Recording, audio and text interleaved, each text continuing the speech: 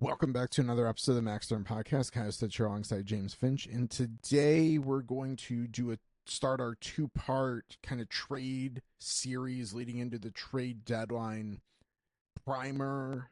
Go over names that could be available, could be on the move, maybe throw out some team fits and all that stuff. So, two-part series is the plan. This first episode, we're going to focus on pure rentals. So these are players that are pending unrestricted free agents and at the end of the season would have the opportunity to talk and sign with any other organization. And then the second episode will be players with some level of team control on their contracts, whether they would be pending restricted free agents or have at least one additional season left with term. So we appreciate you listening. Max Stern Podcast available on all major podcast platforms. Our content, including our contract projections for these unrestricted free agents that we're going to talk about, are available in tweet on X, Blue Sky, Threads, and that's all going to take you to the new and improved AFPanalytics.com, which now houses all of our contract projections. Also have the ability with a subscription, small monthly fee, or a yearly kind of one-time payment. You can access our graphics that you see us post when a signing's made. You can access max stat graphics to kind of analyze different players. We're trying to every month make sure we update max stat, and we're also trying to continue to add more features, so hopefully you feel like you're getting value for hopefully nominal fee. We're not trying to gouge, we're just trying to kind of be able to maintain a website and a little bit of work, compensate us a little bit for our work as well. With that, I think that we get into this episode. So kind of have probably going who are the top rental names potentially available down to the depth guys. But that does not mean that the depth guys are more or less likely to be traded. I'd argue that some of the depth ones are the most likely pieces to move. So, and then even some of these names that we have towards the top will be interesting to be thrown out, because I think there's 50-50 at best on a lot of these that they are actually traded, but they fit the criteria of pending unrestricted free agents, and depending on how the 2 weeks, I guess, between the roster freeze, which ends Sunday, into Monday, and the trade deadline, which is March 6th, that's a Friday. Teams are going to play enough games where maybe they solidify their position one way or another. So, start with a couple names at the top of the list. Again, we're probably thinking that some of these are 50-50 whether they move, but I think a lot of teams would be interested, especially with this top name that we have right now. Yeah, so top name is John Carlson from the Washington Capitals, which is a very, I would say, at least to me, surprising name for us to list. I guess to add a little bit more to what you just said, you're listening to this. If it's the day the episode comes out, it's Friday, still in the Olympic break. There are teams out of the playoff race, looking at the standings, who are expected to be contenders. And then flip that around, there's teams currently sitting in wild card spots that were very much expected to be sellers. So it's a little murky right now. It's very possible John Carlson is absolutely not available, but if in the first week back from the Olympic break the Capitals lose 2 or 3 in a row, it's very possible they would look at selling some rentals. And especially with Carlson, the fact that a deal is not yet done, and some of the comments that have been made in the past, seems like they could be headed for a split anyways. Their defense is pretty strong. Yeah. Most of them are locked up for the foreseeable future, at least. So Carlson being pending UFA. I'm not fully remembering how old he is. I believe Mid to later I think 30s, he's I like believe. 35. Yeah, somewhere in there. So 35 going into 36 next year. They could just look to cash in and get some assets to help build for the future. But we'll see. Regardless, if he were to be made available, he's potentially the best defenseman that could be traded. Still top four, and still elite offensively. Just turned 36 earlier this year, Okay. about a month ago at this point. So just turned 36 for John Carlson. And you mentioned how they have a lot of guys locked up with term. And then there's a player that is very likely to end up on the Washington Capitals roster at the end of this season that might just slot right into a John Carlson spot out of college, and that's Cole Hudson. Yeah. So they might be Like it, looking to just free a spot for him anyways. potentially. And there's some other names that might be more realistic. Like they could move a Trevor Van Riemsdyk and free up a spot lower in the defensive lineup. But I don't think it's completely off the table that someone like Carlson could be made available, and there might just need to be a little more clarity gained after this Olympic break of what direction they want to head in at the deadline. Yeah, Van Riemsdyk also a pending unrestricted free agent. So you would think that he would be a very obvious move out because they also do have enough other guys right now that if everyone's healthy depth wise, Declan Chisholm and Dylan McElrath being your 6-7 guys is probably fine, especially if you're expecting to see Cole Hudson show up in another couple weeks or month or so. Yep, absolutely. Just to stick with Washington, I guess we might end up jumping around this list more than Yeah. going straight down it, but that's okay. Just sticking with Washington as a team. Threw Brandon Duhaime on this list. Fourth liner, potentially even an extra, someone who's scratched more often for a contender at least.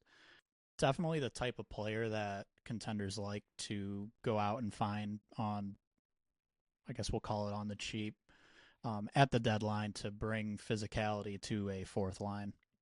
So again, that could just be he stays with the Capitals if they're intending to push forward this year. But if not, pending unrestricted free agent, it could make a lot of sense to see if you can get a third. Sometimes the fourth line skate around and hits people type of players can get a solid asset back like that. So And he has a very reasonable cap hit for almost anyone to fit in. Carlson would be a little bit more difficult for some teams potentially to fit in, but Duhaime feels like if Washington thinks that they're definitely out or even like 50-50, he probably feels like an obvious move, as well as Van Riemsdyk, and Carlson's probably where the discussion happens a little bit more. If Carlson were moved, any teams that stand out to you as potential suitors? ooh, let me think here. I would be curious, so this could get a little redundant with what they have. But if a team like Tampa, who it seems like is having some injury issues to a specific top defenseman, Victor Hedman. Yeah, didn't finish the Yeah. elimination game today for Sweden for the Olympics. So if there is a long term issue there, that's a move I could see them going with as kind of a stopgap, bring in a veteran defenseman. The only thing there is what Carlson might cost might be a little too rich for Tampa, and they don't necessarily need the huge offensive impact that Carlson brings. No one's going to say no to it, but even with Hedman out hurt a bit, they're getting production from the blue line still. Dallas would be interesting. I'd like to see a team, if this team actually sticks in the playoff race, Seattle could just use elite offensive ability. Yeah, it, That's a big if, though. yeah, that would be interesting with Dunn, Montour kind of already slotting in as power play quarterbacks. I mean, I don't I'd disagree. argue there's not enough there at forward, though, that you could easily run two of those players on the same power play unit. Yeah, yeah, very very fair. One But team, I don't disagree with the hesitancy either. yeah, one team. I wonder if they could make it work. That I like the idea for Edmonton. Yeah, that would be fun, but any move with them is going to be difficult because they're going to have to send money out. And if the team's okay doing that, great. But someone like Carlson, they're probably needing Washington to eat half of his deal and take back. Henrique probably, and Yes. Henrique's got trade protection. Yep. Yeah, I don't know if money works, but that would be I would assume they would have interest. a home run move for them. A good transition. I'm going to skip a name here and go to another name who could potentially provide some similar offensive ability, but is on a very cheap contract and could fit with most teams, even if they're close to the cap. Nick Blankenberg, right shot defenseman from the Nashville Predators. Big caveat here is, do they want to move him or would they try and re sign him? Still young. He's pending UFA, so if they feel like they aren't going to be able to keep him, I would think they'd probably try and move him. But at the same time, they're another one of those teams that's only 4-ish points out of the wild card. Yeah, So, like, and no clear team in the West is.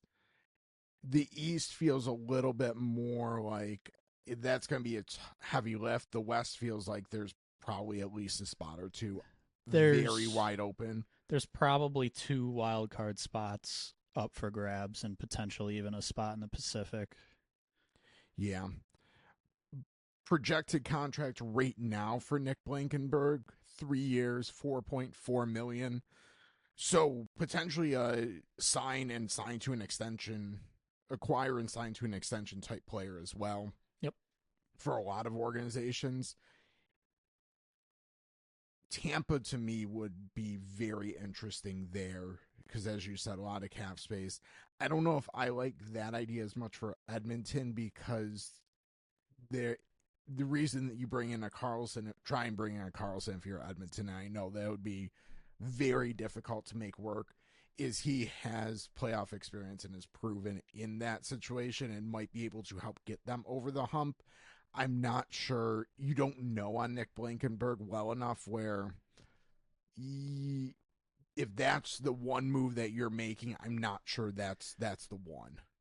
Yeah, I agree. One other team I want to throw out for both of these defensemen that I feel like should be tossed out there is Boston.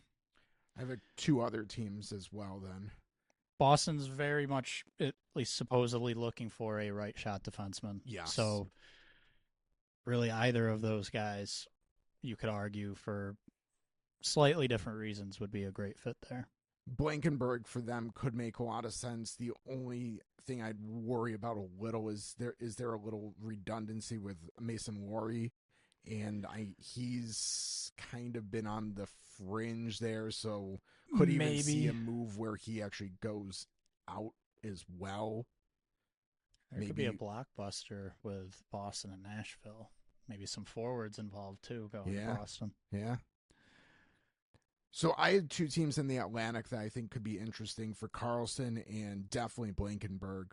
Detroit, I think Carlson maybe a little more so, but Blankenberg would make some sense there. The hesitancy I would have with them is I don't know what Iserman's thinking on the blue line. Just upping Ben Sherratt for 3 more years. Yeah. Seems like there's a commitment there. but I wouldn't be surprised if they would be looking for maybe someone with a little more experience than having to play Bernard Docker, Sandin Palinka, or Albert Johansson kind of significant minutes in the playoffs, and that's where I wonder if a Carlson could make sense for them, especially with Yzerman's seemingly propensity for veteran blue liners. Yeah. And then I think it's probably a lesser move, but Buffalo, someone with right shot defenseman that I think is going to be talked about a lot. The third pair for them has basically their top four guys have eaten a lot of minutes Yeah. before the Olympic break. They acquired Michael Kesselring over the summer. He's struggled with injury, so it's hard to know where that is and where that's going to be down the stretch. But they don't have an insurance policy right now, and they're pretty firmly in playoff contention for the first time in a long time. Yeah. I don't know if Carlson's the move, but Blankenberg could make a little bit more sense, especially if you could potentially get a little contract on there with maybe not the full 3 years, but add a year or two to see if you can get a little bit lower average annual value. Maybe. I kind of wonder with Buffalo if they look for a right shot. As odd as that sounds, would they prefer to just keep that top four intact and find a left shot to go with Kesselring? Yes, very Maybe. possible. Like I'm not at all saying a right shot shouldn't be the target. I could very much see them not looking for a right shot. Yeah, Specifically to keep that Dahlin, Samuelson, Power, Byram top four. yeah. With Connor Timmins coming back from injury, True. potentially as a right shot as well, that he still doesn't seem to be skating, so I don't know how much you're going to count there. And I think you're okay if you end up pushing him out of the lineup, or if Kesselring's ankle just can't get right. That's the other thing is he's might need some load management too. Right. But yeah, I don't disagree. It could be left shot, but I think if they make a move, defense is probably the spot. Probably a lesser name, but hey, might as well throw that out now. Should we just stick with defense potentially at this point?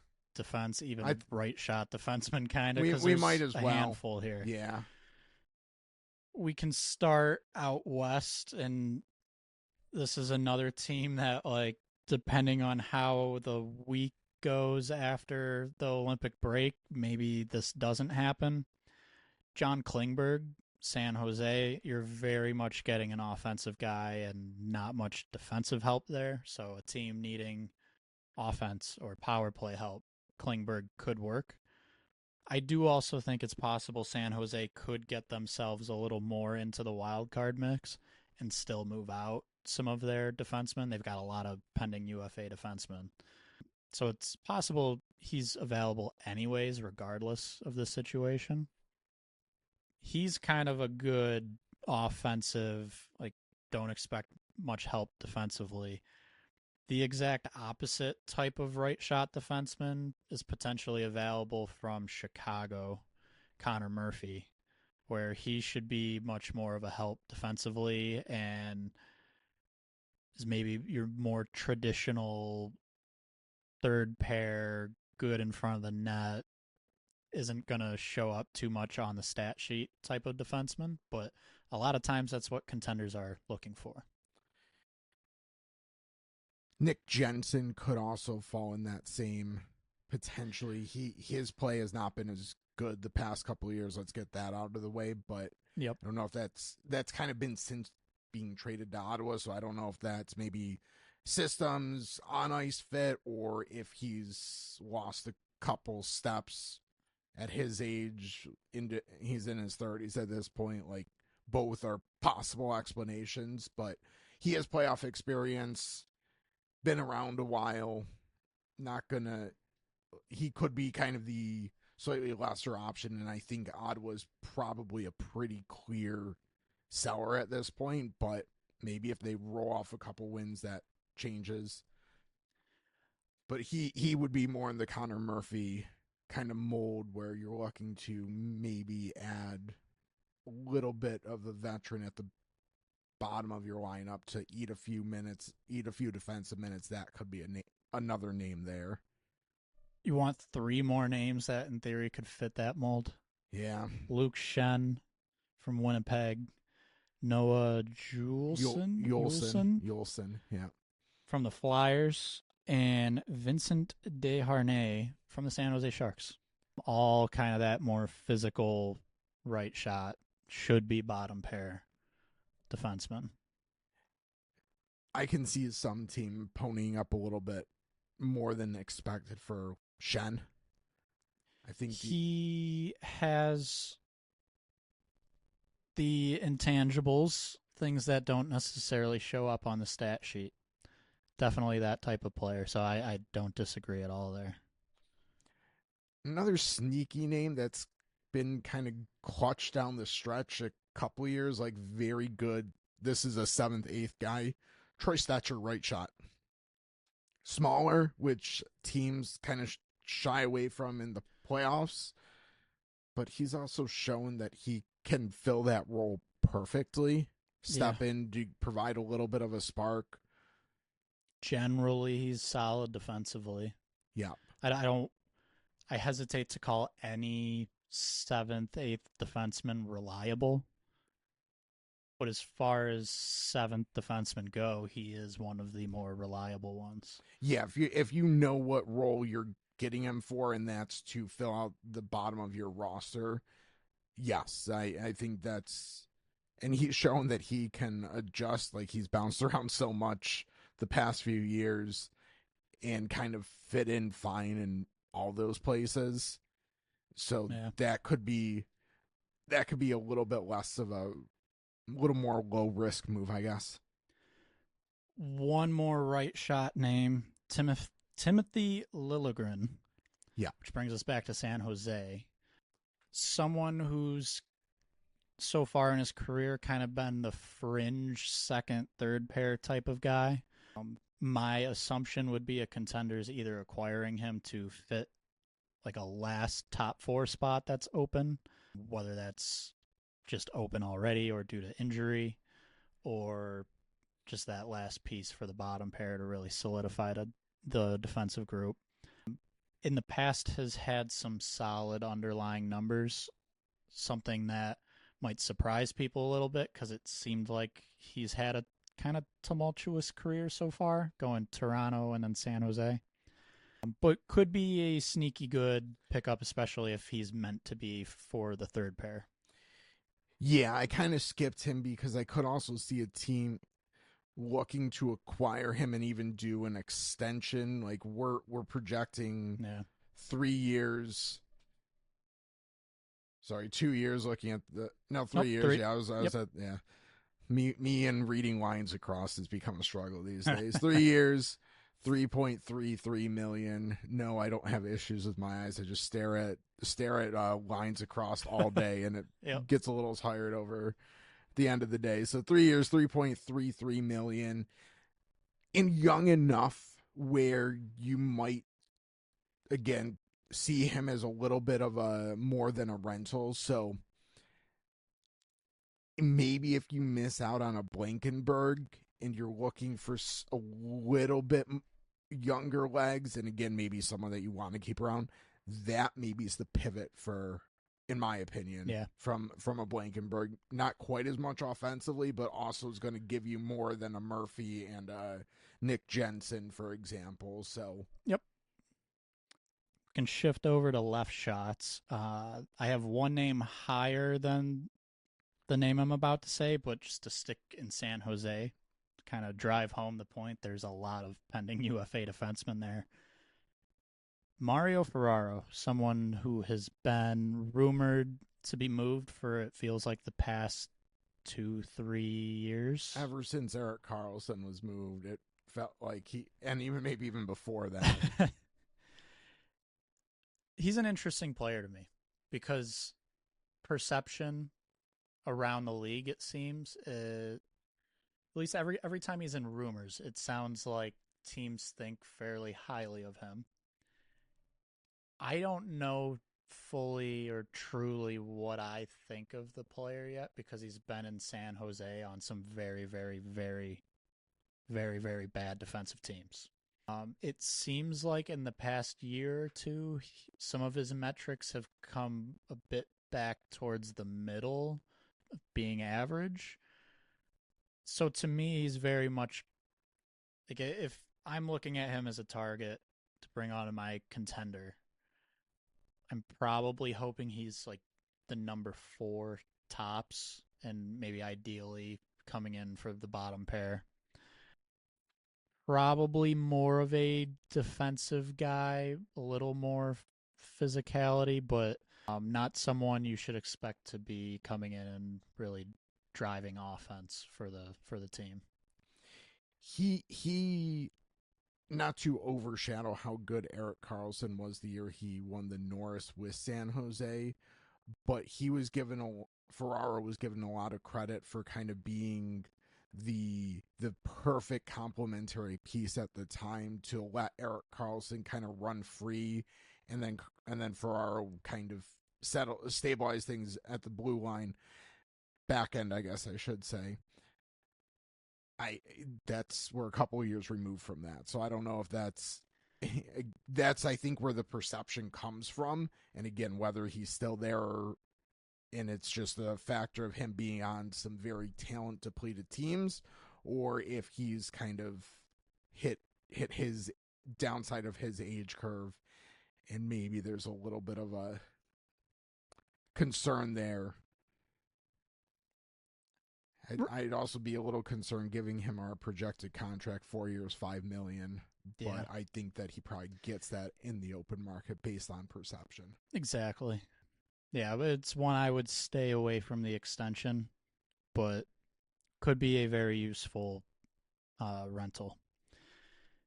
Someone who I think fits a similar mold as far as what they provide, but I think is just a little bit better of a player. Someone who I also don't really know if they'll be available or not. Brett Kulak traded from Edmonton to Pittsburgh already this year in the goalie deal when Jari went to Edmonton, Skinner to Pittsburgh. A sneaky pickup, in my opinion, in that deal for Pittsburgh. He's generally real solid defensively. Another guy who's more of a fringe second pair to third pair. Not much offense, but sturdy defensively. So, again, it's tough with Pittsburgh. It seemed like they were going to kind of retool, but the very beginning of their retooling has led them to be playoff contenders again. There was a little bit of a scare with Crosby in the Olympics, but it sounds like he's fine. So I feel like it's very possible he's not moved. If he's made available, he might be potentially the best like third pair option. Yeah. When you had kind of brought up the Sabres point that maybe like a left shot to stabilize the third pair makes sense, my eyes went right to Brett Kulak as Yeah. that would be an ideal fit for Buffalo If available. if available. Yeah. Yeah. Yep. Yeah, I think one thing that maybe it'll get talked about in the next couple weeks, but you referenced the Edmund. He came over from Edmonton and with Stuart Skinner and a second round pick for Jari and Sam Poulin. That his inclusion might be a sneaky big problem down the stretch for Edmonton because he was every single year reliable in the playoffs and was just steady. The other way to put this is it's possible if Pittsburgh does sell, he could fetch a second. Yes. Like that I don't think that would be a reach there. One thing I want to say, we've been running through a lot of names. We're trying to not take too long on all of them. Not all these players are going to be available. No. So a very large market like this, the prices would come down a bit, but it's not going to be this big of a market. So if someone like that is made available, Brett Kulak, I could see them flipping him for a second, which is just phenomenal work in that trade. Yeah, I Or they treat him as a rental because he's a very solid defensive player.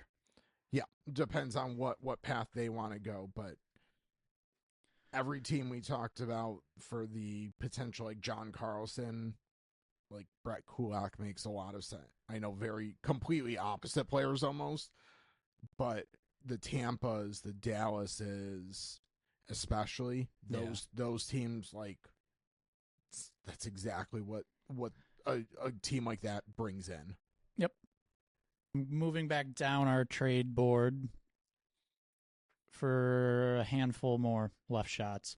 Logan Stanley with Winnipeg seems like he's kind of getting a little bit of a more consistent role this year, kind of for the first time. I mean, he's kind of been around and on the team for a little bit, but I feel like he hasn't. had one other flash in a pan for, like, I don't know, playoffs or like a few months Yeah, or something a couple of years ago, and then kind of disappeared again.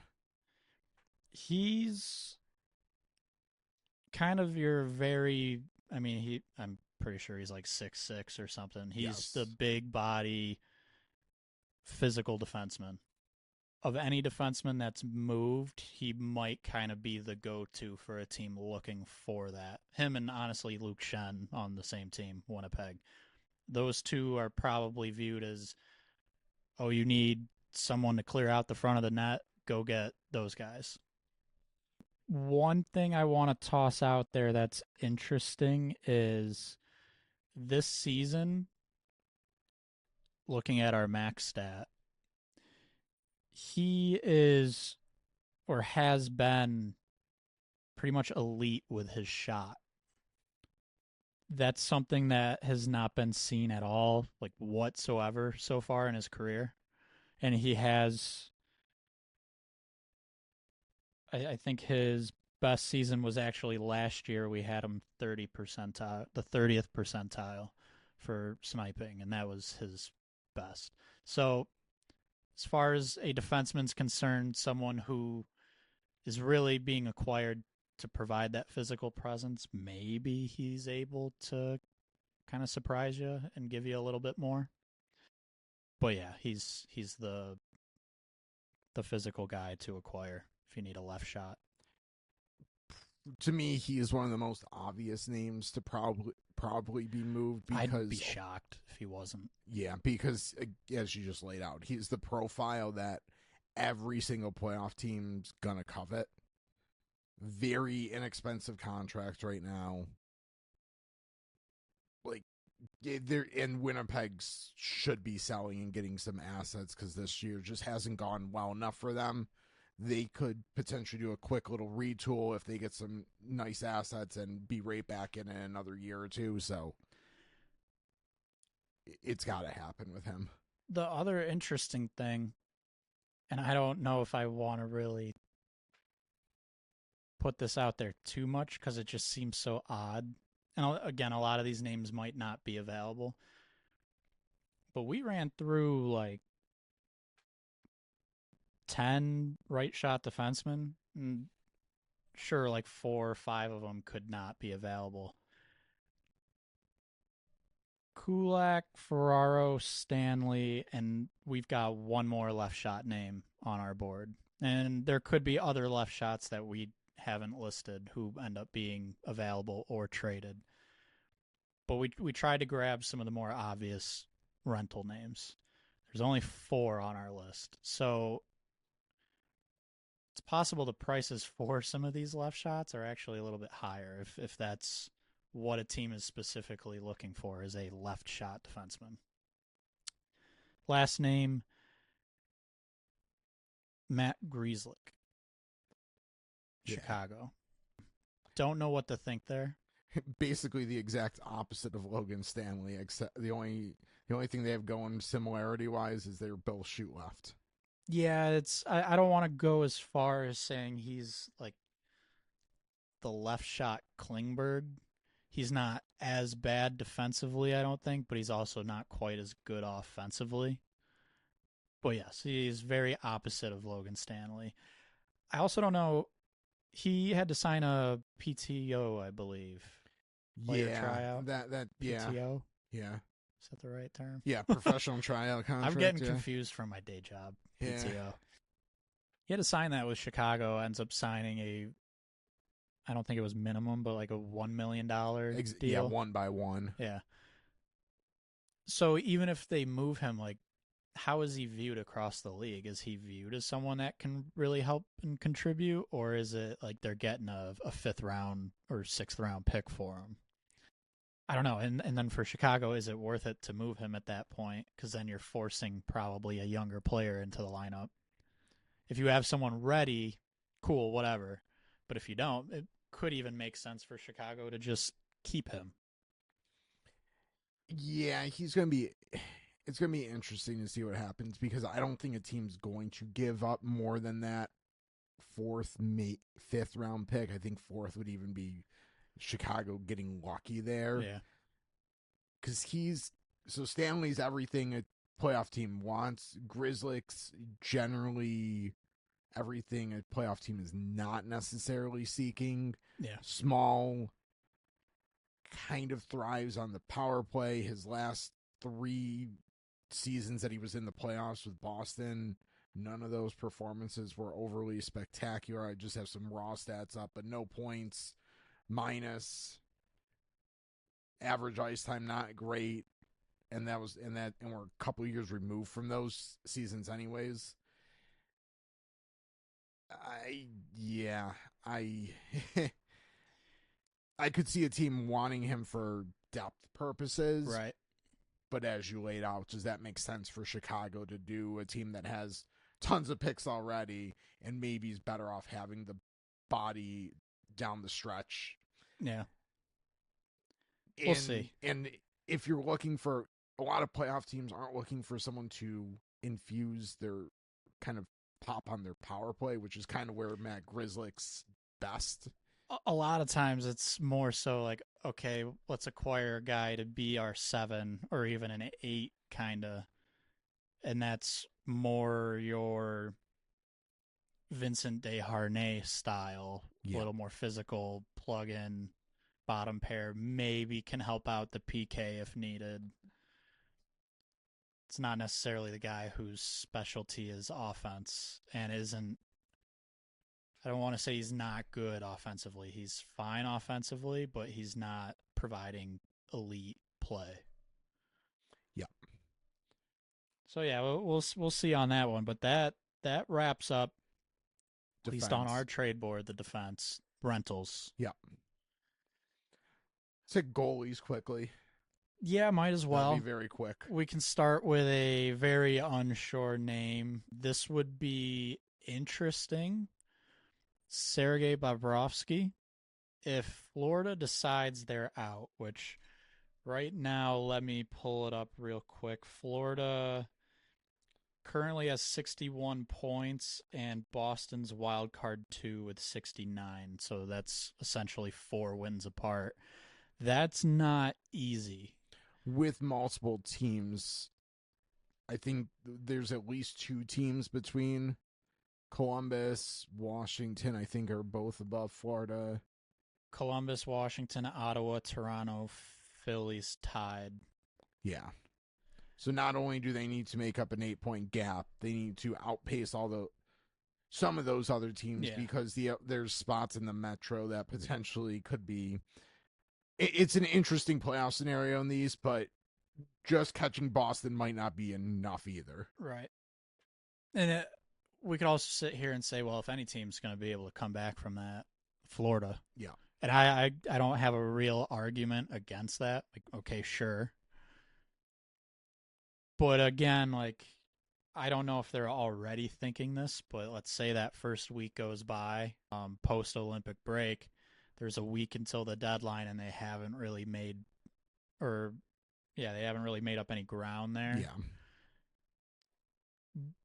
Idea with Bobrovsky is, do they trade him, bring in some type of future piece that could help them get better this offseason. You can just go sign them back, bring them back in free Yeah. agency. Yeah. Um, now, I guess you're always playing with fire when that's your plan with a player because you never know. But it kind of seems like Bobrovsky would, just the culture they have in Florida, he would probably go play, try and win a cup, and then come back. Yeah. Other teams might have to worry about that. I don't think the two-time defending Stanley Cup champions, who this year are down because of insane injuries, need to worry about a player not wanting to come back. Unless a team like the Kings have some injuries in that trade for Bobrovsky, and then he gets to sign and play with Panarin. Yeah, I mean, Like you never this is why I say like you can never say never. Like you can't be 100% sure he's coming back. yeah. He probably would. If that even happens, it's very possible they do not do that. Moving on to the next name, I tossed on this list. Very possible he doesn't get moved, but does he want a chance at a cup? Is he done after this year? Does he keep signing 1-year deals? Jonathan Quick. Yeah. Solid backup. Yeah. Has been pretty good actually as a backup in New York. We'll have to kind of see where some injuries might pop up here. Yeah, I don't know if he gets moved, especially I believe Shesterkin's been hurt a little bit. Yes. Yeah. So do they deplete the goalie room even more in New York, even though it's kind of a down year? But he's that veteran type who could kind of say, give me a shot at a cup, and they're going to figure it out and make something happen if he wants that. Yeah, feels like him and Bobrovsky both are in the same. Like, if they say, hey, I'd like to finish out the season elsewhere, and I both very well could get traded, and then both, if they continue playing, could come right back in the offseason. So, it, as you said, it's going to be up to them realistically. Like, even if Florida has a deal lined up and Bobrovsky says, nah, I don't want to do that, they don't do that. Yep. Last goalie on the list, very quick and easy. Someone needs a backup or is even wanting just a number 3. Eric Comrie. Great in Winnipeg, not great elsewhere. But a pending UFA who, in theory, Winnipeg should have no problem getting a 6th or a 5th or just something for him in a season like they are having. Yeah. So that wraps up the pending UFA goalies. Yeah, and I can't necessarily think of any teams. I mean, Edmonton always seems to need a goalie, but I can't necessarily think of teams that are obvious playoff teams and obvious needs in net. Could maybe argue if Tampa could bring in Quick or something, that could make some sense to have a better option, a little bit of an upgrade over Jonas Johansson. But most teams in the playoffs are there because they have been getting pretty solid goaltending throughout the year. And most teams that aren't in the playoffs, goaltending is kind of a reason they're not. It's tough. There's some fringe teams that in theory could add a goaltender, but they're probably hoping a name like Bobrovsky is potentially available versus trading for Eric Comrie. Yeah. So Comrie is very much like if Colorado has Wedgwood go down or something and he's not going to be back till the playoffs, all right, let's get Comrie so he can play 3 games. We'll trade you a 7th. Yeah. That type of move. So, yeah, chances are not a whole lot on the goalie front unless teaser Wallstedt gets traded. We'll talk about that maybe next episode. Or Jordan Binnington as well. Binnington as well. Yeah. But both again, non-rentals. Yeah. So no more conversation on those guys. We move to the pending UFA forwards. Let's just knock out a bunch of depth names that could be available, because these are, any contender could be giving up a 4th, 5th, 6th round pick.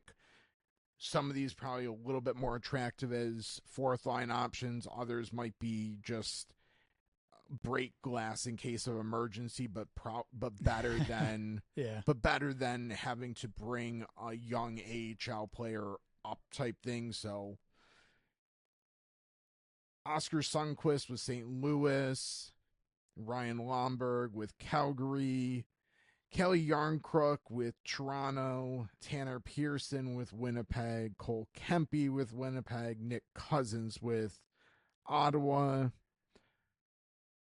Cole Smith, Nashville, Michael McCarron, Nashville as well. You had mentioned Brandon Duhaime earlier. Yep. Lars Eller, Matthew Joseph, and I think I'll call, and maybe I'll add Teddy Bluger as well. He might be a little Maybe. bit. I think that's a good one to kind of transition. Him and Cole Smith are a little bit better of fourth line players that you might be acquiring to actually put in your lineup. I think most of those other names I just rattled. I think a big thing with Bluger too is historically he's good enough defensively that if you need to plug someone into like a 3C role, he can do it. Yeah. Like you're okay with that temporarily at least. So I think that's a good name to kind of end the here's a bunch of fourth liners because he's probably more of a true bottom six guy. You need to give him a little bit more minutes. You're not going to be real hurt from it. But yeah, that kind of leads us into some more, at least the perception on the rest of these guys is generally third line or higher. Yeah. And again, playoff teams might be acquiring them to slot in maybe on their fourth line, push someone out of the lineup and just kind of bolster their overall quality at the bottom of their lineup. Probably the most interesting one there, I don't know how many times he's been traded at the deadline, Gustav Nyquist. Yeah. Hasn't been great in Winnipeg as far as box score stats. His underlying numbers are still fine, I believe, at least the last time I checked. So how do you view that? I mean, most of Winnipeg is having problems scoring anyways. So if you think he can still kind of be his traditional third line depth scoring for you, great veteran to add. It's probably not the first place I go looking, but I think, I mean, we just rattled off a bunch of names. You could do a lot worse than Gus Nyquist. Yeah. Might also be a good time to kind of throw out some teams that maybe could be thinking of this type of player and then maybe aiming a little bit higher. Well, I would say first one off the board, Tampa. Yes. Just depth forwards, bottom six guys. Like, send them to Tampa. Yeah, absolutely. Dallas, same thing. Yep. Colorado would be another team that I think could probably, if they're going to do something, it's probably up front. Vegas. Yes. One team I've been looking at all evening, even going back to the start when we talked about defensemen, I don't know what they do. New York Islanders have found themselves in a playoff spot. Little bit like they could fall out. They certainly could fall out. They weren't necessarily, I don't think, expecting to be this good this year. Right. Main thing I will say,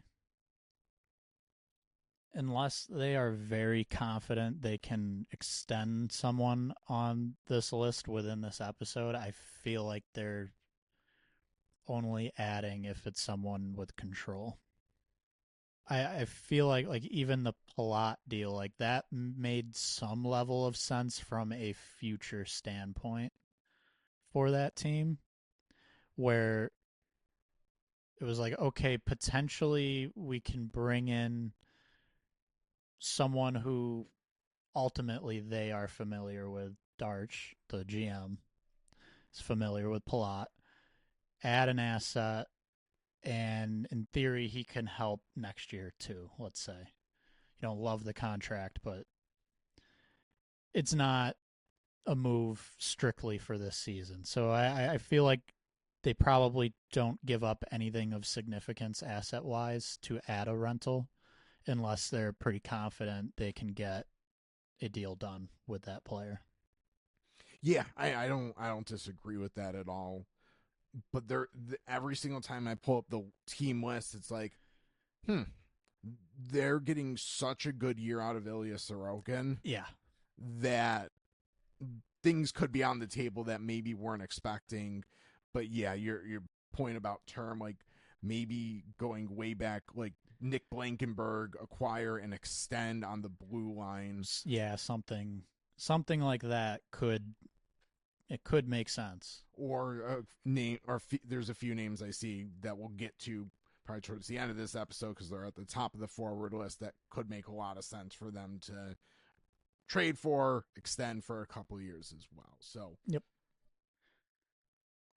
other teams that could be in looking for kind of bottom six type depth guys. You got Vegas for sure, you said.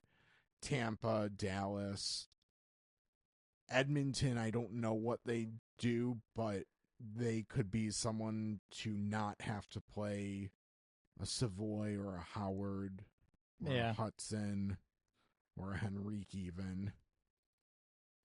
I'd toss out Boston again, just as a team that in theory should try and add some, I would say, scoring ability up Yeah. front, not necessarily the Ryan Lomberg. Like I think they're good there. Yeah, I was personally holding Boston back for maybe throwing out with a little bit higher quality, but like Yes. a Nyquist could be an interesting name for them That potentially. I would say that should be kind of their floor of Yeah, what they're shooting for. yeah. What about Utah? Yeah, they could use it. They could definitely use it, I think. I They would be an interesting goalie team. I know we kind of went through and there's not a lot of Yeah, goalies available. Defensively, I would wonder about them because it seems like they're oftentimes dealing with injuries to some of their key players. And while they have a lot of depth, a lot of their depth is younger. yeah, So that idea you've kind of mentioned a few different times here, that younger depth is not always what teams want when they're headed into the playoffs. If someone's already grasped and got the job locked down, okay, but if it's like your number 7 option is one of your young AHL guys who should be good in the future, but you're iffy on right now, you're probably acquiring a depth guy. So I would honestly say Utah, I could see doing a little bit of everything. Could they add some depth up front? Yes. I wonder if they would shoot a little higher and try and get a more significant player. Kind of seems like just since they've become the Utah Mammoth, they are rumored to be shooting higher. Um, so we'll see. But I think they're worth mentioning, one, because we haven't mentioned them yet. But yeah. two, they could probably be one of those teams that's involved in like literally every conversation, trying to just make things happen. I think let's talk about some of the slightly higher quality names. I think a couple more of these are probably ideally third line. Maybe in an absolute pinch, you can slot in second line, but probably third line guys. Even this first name I'm about to say, David Kampf, he's been better in Vancouver, but things didn't go well in Toronto. So he falls maybe in the Bluger kind of. Ideally, you're probably getting him for a bottom type role, but maybe you can put him a touch higher in the lineup in an absolute pinch. I think there's a couple more players here to toss right in there. And you One will, potentially stayed away from one of these names. just respectfully, but I have no problem diving in and throwing him into that group. I go ahead, but there's another reason that I had stayed away. I think. Okay. Go Well, ahead. the first one I will say Scott Lawton. That's not the name I'm talking about. Yeah. He could be third line. I think a contender. You're maybe looking at him as a fourth line guy at this point with how things have gone the past couple of years. Yeah. He would be definitely though a player that I'm looking to probably acquire if I'm a contender with a little bit of forward. He's been probably one of the more consistent players in Toronto this year. I know that's maybe a little bit lower bar to clear, but I guess I'll put it this way: if you are needing a strong, good third liner, I'm looking at other names first. Can he play that role? Yes. If I'm a very good team, he's probably more of a fit on my fourth line. If I'm Tampa, there might be a spot pretty easily for him on the third line. Like, I guess kind of depends where he's traded to. If he's traded. He should be traded. He should be, but... And they're probably not going to get what they gave up. No. But. Yeah, I would be shocked. Again, though, a player perception-wise, maybe it's still a decent asset. Yes. The other name was Jonathan Toews. Yeah. I would... Let me say this, I guess. I will throw him in the same exact boat as Scott Lawton. Yeah. Probably fine third line, but I think if you're a contender, the way he's played, hopefully you're acquiring him for your fourth line. Yeah. Yeah, another name you want to go in on now? Or is that your name? I think that's it. That was my name. Okay. That was the one I was like... Okay. Which I guess I could go one more name, I guess, that maybe fits more of the traditional bottom six. Jason Dickinson. Yeah, he's very good defensively. Yes. Like very, very good. Yeah. If you need a shutdown center. Penalty kill. Yeah. Yeah. So there's a level of like,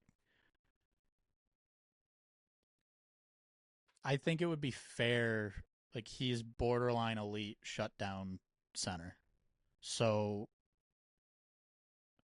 having that specialty and not just being kind of average across the board, for me, separates him a little bit from a David Kampf. Yeah. But still kind of in that you're looking third line or lower.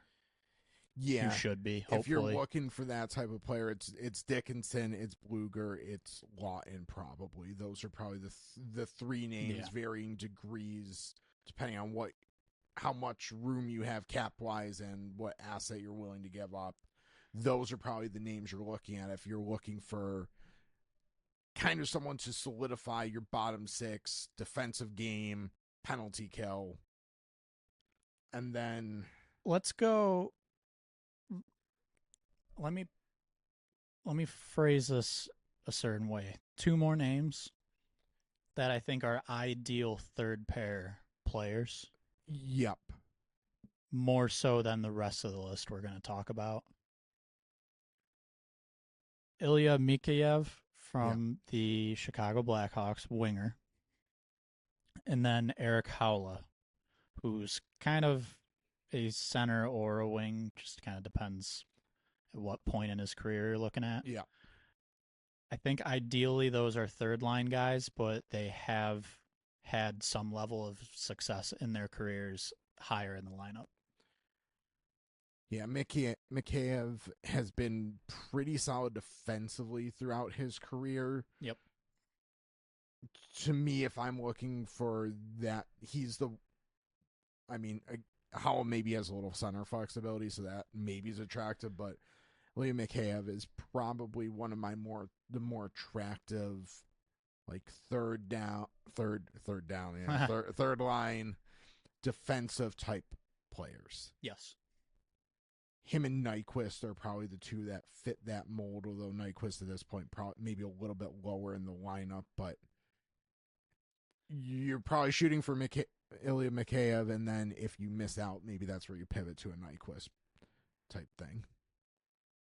Yeah, Howla's more like you hope for some offensive flash a little bit from him. So not really the same type of guy, but as far as level and maybe even what their cost could end up being to acquire, probably similar. Howla has had a decent season so far from a production standpoint. Talking about those two gets us to a next level of forward, at least from a perception standpoint, Yeah, I think. or maybe a cost standpoint. There might be one or two more that are kind of maybe in the middle between those guys and some other names here. Next one, I think ideally is on your third line, and that's Evander Kane. In a perfect world, I think he fits a scoring styled third line. Yeah. If he's your number six in your top six, you're probably fine. So a team that has an injury or they've just kind of been rotating in random players in their top six, in theory, he would fit that team if they have space for his contract.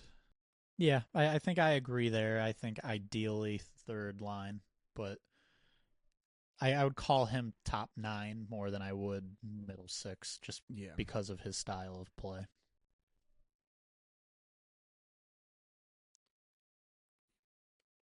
Mason Marchment.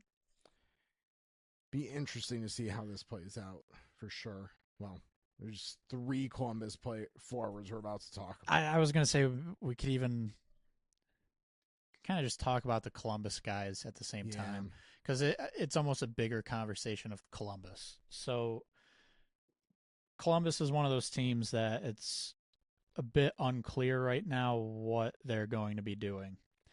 They are the team right outside knocking on the door of the wild card. They're 4 points back, but they're tied with Washington and would technically have the tiebreaker with 3 games in hand on Washington. And they also have the Metro, or the third place in the Metro spot is also potentially available to them as well. Also 4 points back. So there's there's some possibilities there.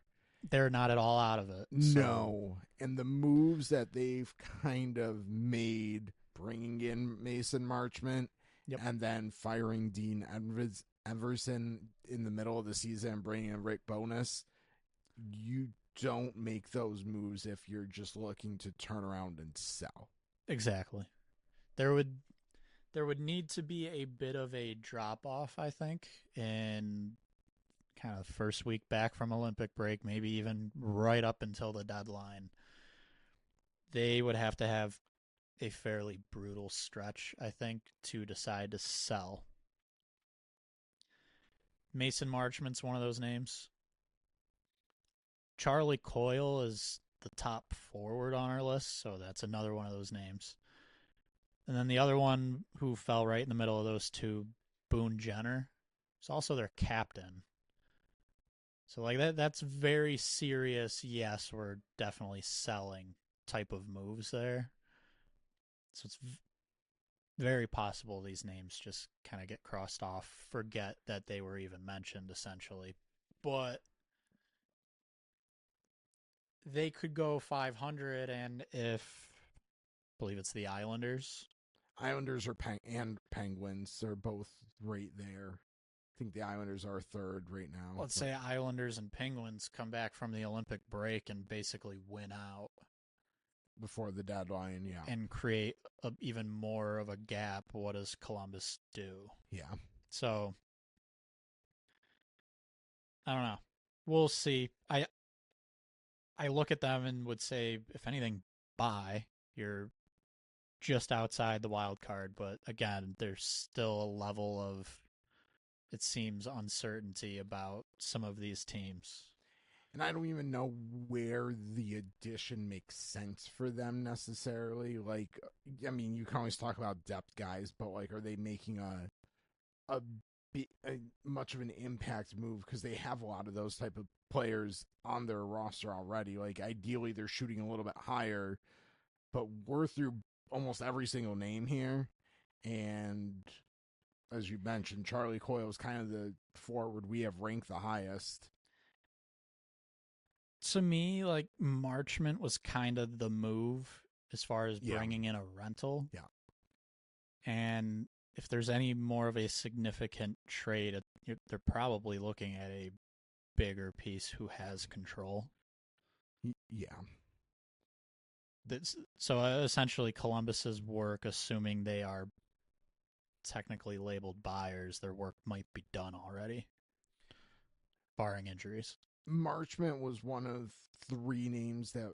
So you had said reference Boston maybe being in the market for a forward, Marchment, and then the other two that we're going to get to are two of the ones that I thought would be good ideas for them. Yep. Or Detroit potentially, or the Islanders was really like one of the Marchment or one of the last two names that we talk about. Yeah. To me, would be the ones that could make sense for the Islanders to bring in and extend. Yes. So let's start with the lower name. Yeah. Michael Bunting. I feel like has kind of been traded around a little bit, but he's usually solid everywhere he goes. Yeah, he's been a underlying number darling for a very long time at this point in his career. Fits, we can say top 9 mold, kind of like anywhere throughout your top 9, he can probably fit a role that's needed. Again, question of does Nashville trade him? Feel like they should and try and get some assets, but we'll see.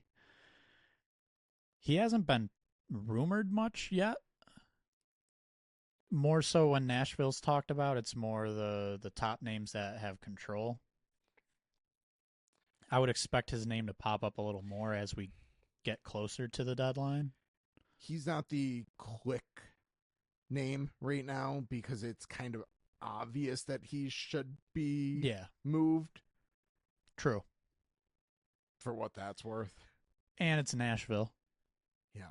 Whereas this next name, I feel like heard a ton.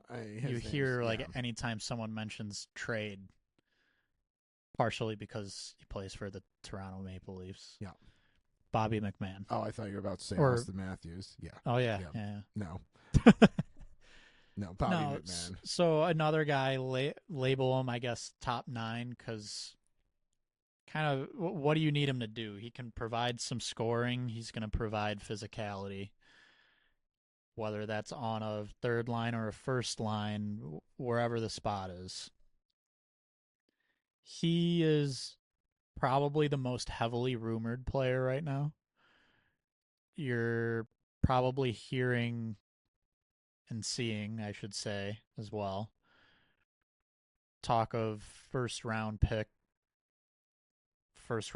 plus for him. Here's where I start to get a little uncomfortable for a player like him. I could see a first. Once we start talking first round pick plus, as a rental, I don't know, because we're starting to get into, I guess, just to give a recent example, Brock Nelson territory. What is the plus? Like, is it just a first and a third? Okay. But if you're wanting multiple significant pieces, I can see teams shying away a little bit. At the same time, real quick, and I'll let you chime in here. Our projection, 3 years at about 3.6. I think every day that goes by, that is lower. Or that is... He gets more than that. He gets more than that. Yeah. Like, every day that goes by, that's looking more and more like a low projection, is what I'm trying to say. Yeah. It's very possible... In a way, they're not exactly the same, but I could see them having somewhat of an impact on each other Kiefer Sherwood, if he signs an extension, that I think is going to help give an idea of Bobby McMahon at this point, in which our projection I for Sherwood was mid fives, I think I so. I think. think so. Yeah. So like I'm already kind of telling you our projection might be a bit low Yeah. right now for McMahon. I think Sherwood's also a decent like asset acquisition comp as well. Yeah. So I think where some of the talk for, first round plus is looking at what the Leafs gave up last summer or last trade deadline for Lawton. Difference being Lawton had another year. Yep. So the Leafs gave up 2027 first and Nikita Grabenkin. For Lawton, they also got a fourth and a sixth back. So There's also a level of when we start hearing rumors and specific prices on players. I'm not going to say every time, but a lot of times that might be coming from their current team. yeah. Trying to raise the value of their player. So I'm not saying he's not getting traded for a first. I just, even if we start hearing first plus, let's temper expectations a little bit on the plus, because he's not like, if they somehow got the equivalent of a first and Callum Ritchie, like you should be absolutely praising tree living in Toronto. Like that Yeah. would be absolutely phenomenal. I don't think that's happening. A first plus might mean more of a first round pick and a very, very average asset. Maybe a third or a prospect who might become a third liner type guy. Yeah. Sherwood went for wrapping the point up. Yep. 2 seconds. Right. 26, 27, and a prospect. Like That's probably about the McMahon price. Like 2 seconds and or a first are like yeah. splitting a little bit of hairs here. What's more valuable, especially with San Jose, maybe still like San Jose's giving up seconds, which could be. I mean, they're We'll taking a see. step forward, but it's not as much as like Tampa giving up a first is going to be late. San Jose's Yes. second could be mid Right. round. So, anyways, Yeah, so I guess to wrap it on McMahon, though, just as a player, I understand why he is being considered yes, and why he's being heavily talked about. The type of player he is stylistically brings physicality and he can score. That's two huge boxes yes, to check off and yeah, someone contenders are looking for. yeah. He and Coyle are very close to like I don't know who I would put first, who I'd put second among forwards. Cost would, in theory, be slightly different. Coyle Yeah. being a center. Yeah. And ultimately, a team's need for whether it's center or no, we just need a winger, that could kind of decide which one you pick. And that, again, is if Coyle's even available. It seems like McMahon is probably going to be made available. You know what team I would just love? I think would be a great fit for McMahon is Minnesota. Fits a lot. I know he's kind of similar to styles they have, but it just that It fits them. it fits them really nicely.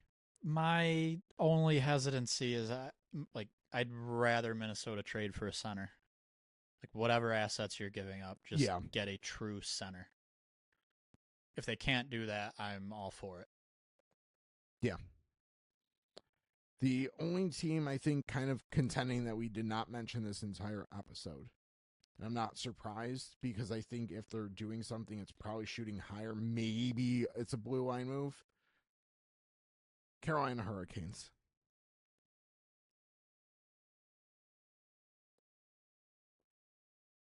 Yeah, I Yeah, at this point, I feel like they're shooting higher. Yeah, Maybe if there's an injury, then we see a depth guy added, but yeah. like McMahon would probably fit their style very, very well, but they also have a lot of other guys in that style. So Right. that we Didn't really mention Montreal. that was the other one. Yes, yes, That's an interesting team. That could be if somehow a goalie does become available. yeah, I could see it, especially a short-term option. yeah. That's probably the most likely add there. Like they've got a lot of depth. They're supposedly trying for top 6, which could make sense. Yes, and it also doesn't fit necessarily a single. Let me say that this way: a single name we talked about this episode really doesn't fit that bill. Yeah, I mean, I mainly it's like some of these last names that we talked about could, Yeah, you but it's want also Charlie like Coyle, like, right, which might not be there. It's possible the best center that's available is, I mean, choose between Dickinson and Howla. And like, are you really acquiring Lawton, maybe? or Taze. Are any of those guys playing 2C for you comfortably? Ideally, no. Right. So I yeah, we'll see with Montreal. It also feels like a team with where they're at. Like, I mean, they kind of already did it over the offseason when they traded for Dobson, but like, you've got a very young team, a lot of key pieces already. Let's keep pushing those chips to the middle, and maybe instead of this pending UFA episode we're having, if you're a Montreal fan, definitely tune in for the more controllable players episode. Yeah, them in Carolina, to me, I think we're talking more about in that episode than Yep. in this one. Another contender, real quick, to toss out that we didn't mention, Anaheim. They're in a wild card spot. Yeah, Very much so, I think, a future controllable, that type of move. None of these rentals really make sense for them. yeah, and again, just looking at their where they have spots in their lineup, maybe a forward. Potentially, they've had some injury issues. Like Ross Johnston's played way too many and Yeah. way too many minutes for them. But Yeah. so maybe a forward, but yeah, they're another one, and they're right on the border too. Like they could just stand pat and it would be justifiable. Right. Montreal would be justifiable, but I don't think they should. Carolina's going to probably be looking for something, but yeah, the next episode I think is probably where we talk a little bit more about them. And if you want to know when that's available, Max Turn Podcast, subscribe on all of your favorite podcast platform. Follow us on X, Blue Sky, Threads. We'll let you know when the new episodes are available.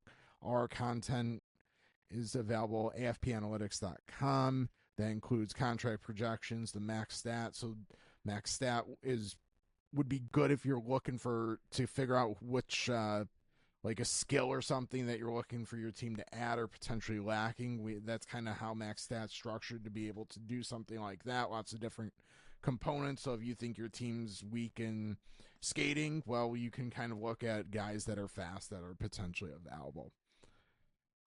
Think that's what we got for you this episode. Again, this is part 1 of 2, so tune in, subscribe for the next one, which is going to be the more controlled player. So those are going to be the more fun names to talk about and the more, maybe more chaos. But we appreciate you listening, and we'll talk to you next time.